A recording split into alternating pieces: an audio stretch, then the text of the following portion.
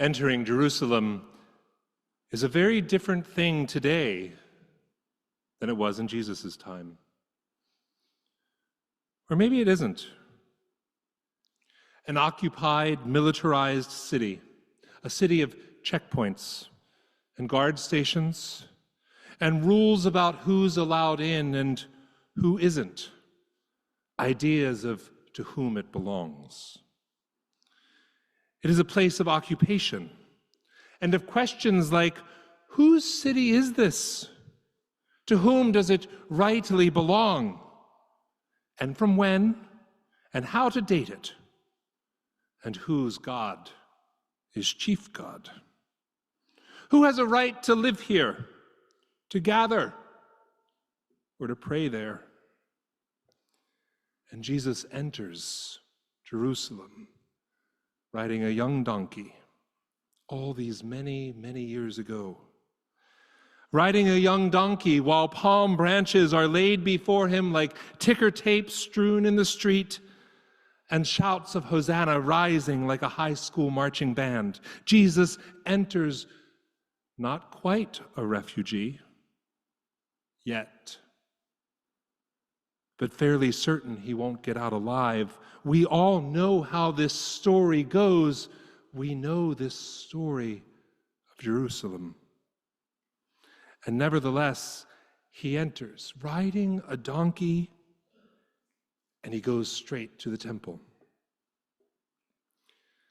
The poet Mary Oliver gives us a way of thinking about this entrance that Jesus shared with a colt and with all those many onlookers.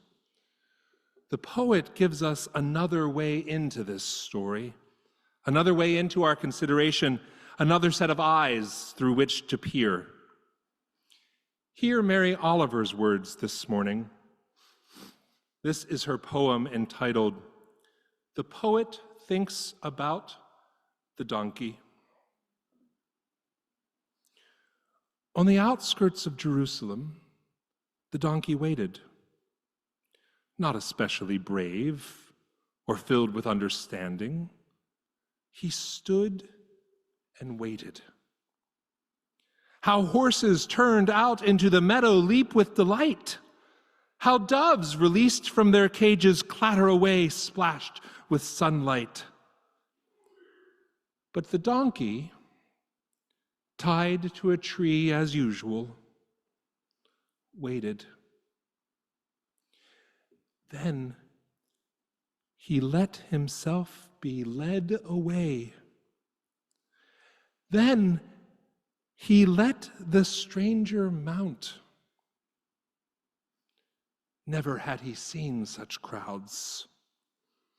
And I wonder if he at all imagined what was to happen. Still, he was what he had always been, small and dark and obedient. I hope finally he felt brave. I hope finally he loved the man who rode so lightly upon him as he lifted one dusty hoof and stepped as he had to forward.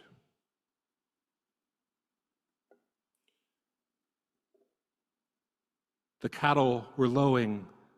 The ox and some forebearer of that donkey kept time, and sheep kept their shepherd's company as Jesus entered the world. Here, as the story prepares him and us for him to leave it, a donkey carries him. Jesus, Son of God, child of humanity, part of creation, comes and goes surrounded by such thoughtful, caring, four-legged creatures. I too hope that donkey felt brave. I hope he felt proud. Jesus enters Jerusalem differently than any of us would or could enter Jerusalem today. Though he is Jewish, Jesus comes from Palestinian land. And he enters the holy city with these conflicting identities in his body.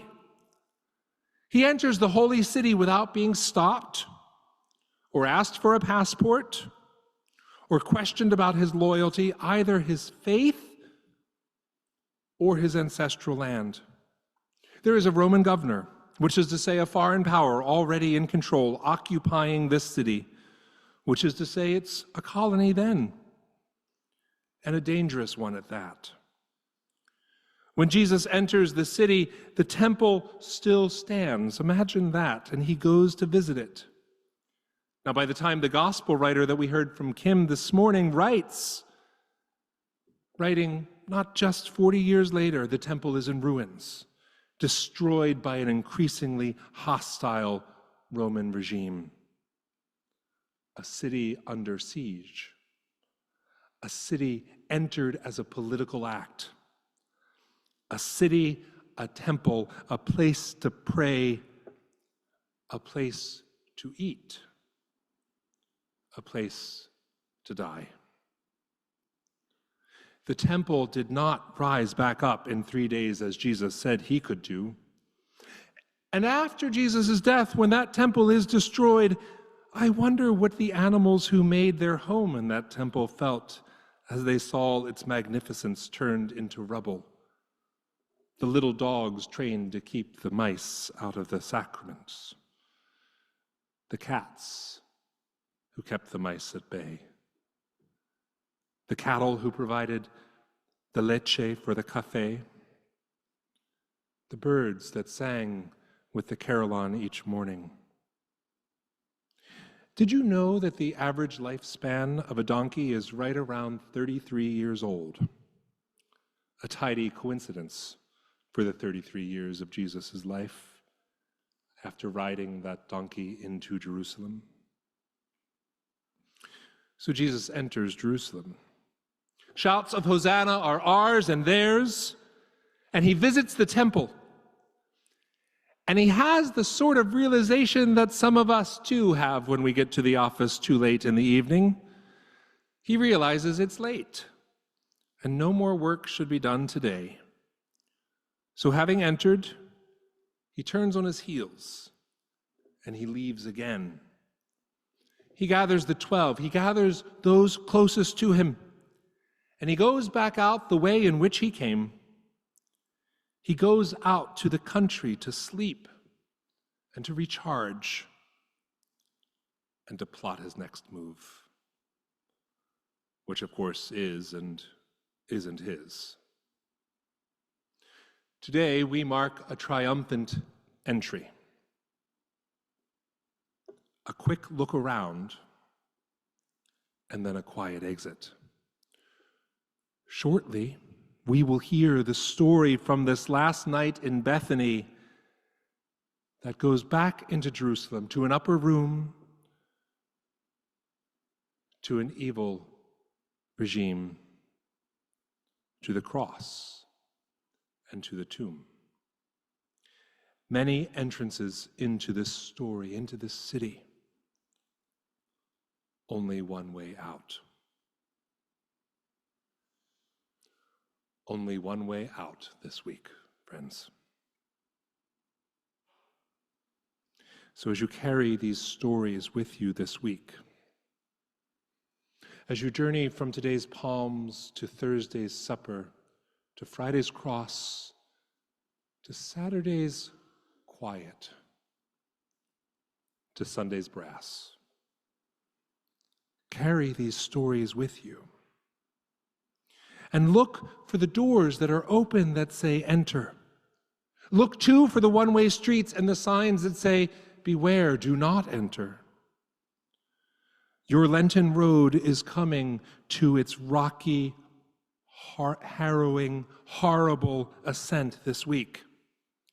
It may still get worse before it gets better. And we've come this far. And just like that donkey, we put one foot stubbornly in front of the other. So enter the gates with thanksgiving and praise. Exit the day with those you love most in a quiet place. enter tomorrow with strength and praise. Prepare to exit Lent with humility and with faith. There is something more still to come.